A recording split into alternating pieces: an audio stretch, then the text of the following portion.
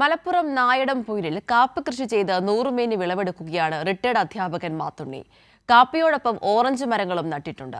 തേയില കൂടി നട്ടുപിടിപ്പിക്കാനുള്ള ശ്രമത്തിലാണ് മാത്തുണ്ണി.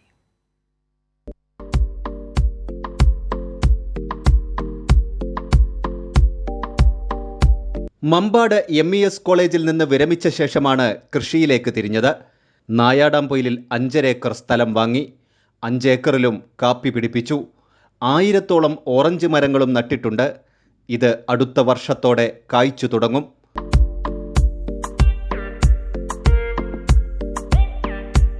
കാപ്പി കൃഷിരീതിയും ലളിതമാണ്.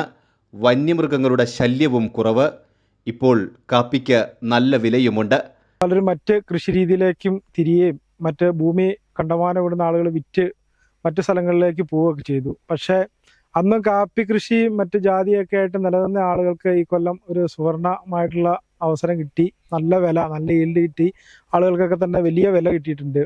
250 മുതൽ 280 രൂപ വരെ ഇപ്പം മാർക്കറ്റിൽ ഇവിടെ നമ്മുടെ തൊട്ടടുത്ത് ഉള്ള മാർക്കറ്റുകളിലൊക്കെ വിലയുണ്ട്. ആദ്യം ചെറുപ്പം മുതലേ ഈ തേയിലത്തോട്ടം കാണുമ്പോൾ അതിനോടൊരു താല്പര്യമായിരുന്നു. അത് പിന്നെ തമിഴ്നാട്ടിലൊക്കെയാണ് ഉള്ളൂ. അത് കഴിഞ്ഞ് അന്വേഷിച്ചപ്പോഴാണ് അറിഞ്ഞത് ഇങ്ങനെ കക്കാടംപൊയിൽ ഭാഗത്ത് ഇങ്ങനെ നല്ല കാപ്പിത്തോട്ടമുണ്ട്.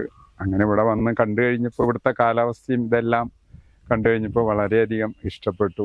ഉയരം കൂടിയ സ്ഥലമായതിനാൽ തണുപ്പുള്ള കാലാവസ്ഥയാണ് നായാടാംപൊയിലിൽ. തേയില കൂടി പിടിപ്പിക്കുകയാണ് അടുത്ത ലക്ഷ്യം. കൈരളി ന്യൂസ്, മലപ്പുറം.